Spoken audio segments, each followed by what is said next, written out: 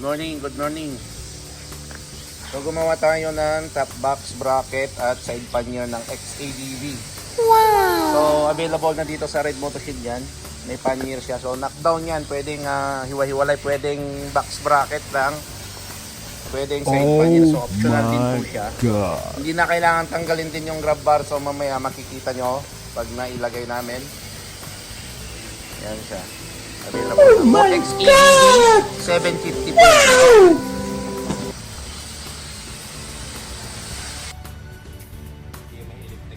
So ito yung mga nag-request na mga XADV 750. Meron na tayo. So optional po ito. Kung halimbawa ito lang gusto nyo kunin, pwede. Then pag may budget, pwedeng isunod to. Wow! So plug and play. Ang compatible na box dito is yung 18 liter tsaka 28 liter. Marami siyang butas na paglalagyan ng base plate niya. So napakadali lang niya ilagay. Ang kagandahan nito, hindi natatanggal yung grab bar niya.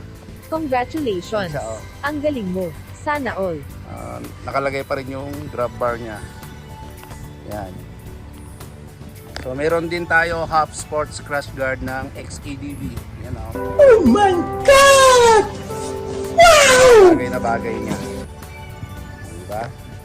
So sa mga gusto nito, hilig sa adventure, ito na ang sagot. Oh. Napaka-angas, Gar. Ayan.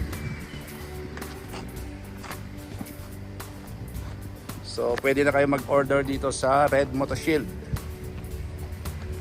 So ang may-ari pala nito is yung kaibigan ko, si Manolito.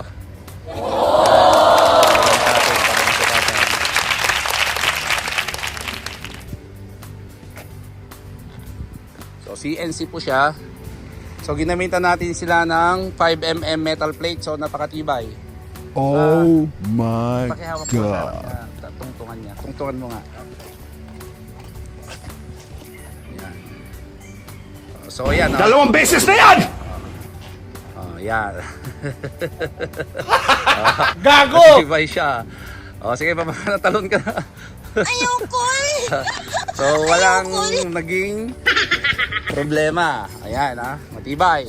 So hindi gaya, unlike yung mga nabibili na may kahalong zinc ba yun, nababasag. Ito, capacity nito is nasa 100 kilos din siya. Kasi yung tumuntong kanina 70 plus yun. So matibay siya. Walang basag. Galing lagay, plug and play.